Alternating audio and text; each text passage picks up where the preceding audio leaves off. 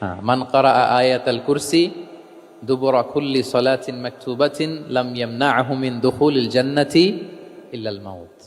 ফরজ সালাতের পরে যারা আয়াতুল কুরসি পড়ে তার জান্নাতে প্রবেশে কোনো বাধা থাকে না, একটা জিনিস ছাড়া, মানে মৃত্যু, মরণ। লোকটা মরে না তাই জান্নাতে যায় না, মরলেই জান্নাতি। তো হে উবাই, হে ইয়া আবাল মুনজির, তুমি কি জানো কোরআনের সর্বশ্রেষ্ঠ আয়াত কোনটা? তিনি বললেন যে আয়াতুল কুরসি। এটা শুনে রাসূলুল্লাহ সাল্লাল্লাহু আলাইহি ওয়াসাল্লাম খুব খুশি হলেন। খুশি হয়ে কি করলেন? ফাদারাবা ফি সদরি, তিনি বললেন যে তিনি আমার বুকে একটা আলতো চাপড় দিলেন। এটা ভালোবাসার আলতো চাপড়, এরকম উৎসাহ দেওয়ার জন্য, যে সাবাস। আমরা মাঝে পিঠে কাউকে আলতো চাপড় দিয়ে কি বলি? ব্রেভো, সাবাস, মাশাআল্লাহ, এগুলো বলি না?